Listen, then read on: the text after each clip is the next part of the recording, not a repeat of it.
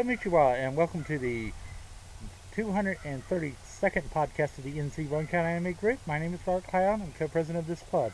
Today I'm going to talk about one particular animated series, and it was thanks to a friend who loaned me his DVD collection that I got a chance to watch this anime series. So I'm going to take the time out to thank member Richard Pickle for loaning me that anime series.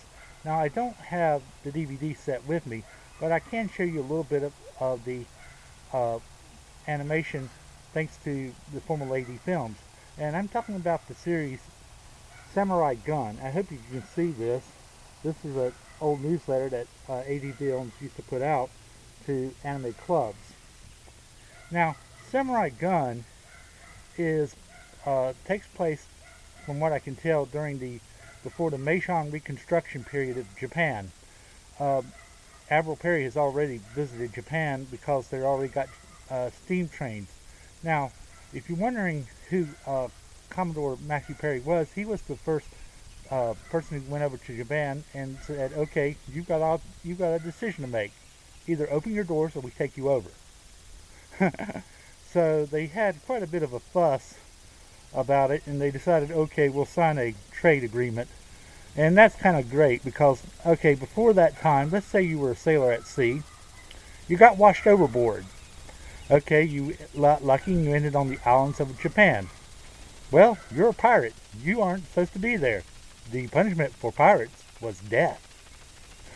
So, in some ways, I guess having Admiral Matthew Perry, later he became Admiral, at the time he signed that agreement, he was Commodore, it finally opened Japan's gates up to the world.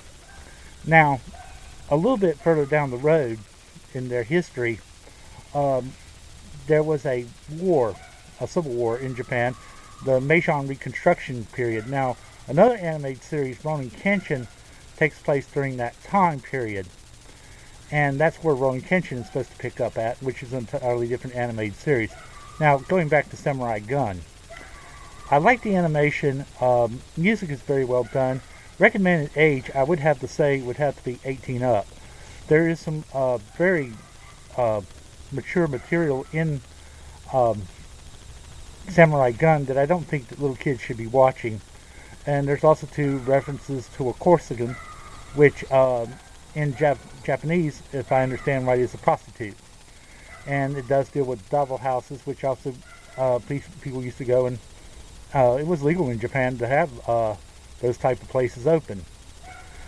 So that's my feelings about Samurai Gun. On the scale as far as how good the story was, I would have to give it, I would say at least a 7. You know, it wasn't that bad. There was only 3 things I thought that was a little bit unnecessary for the story.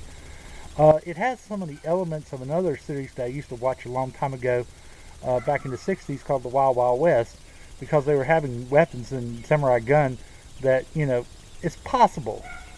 It's feasible with our technology, but for them it would be more like science fiction. Well, our big event will be this coming Saturday. We're going to be having Asian Heritage Month. Meet us in front of the Comic Mon store at 5:30. At 5:45, we're going over to Co-President Tim Will's home to have our picnic.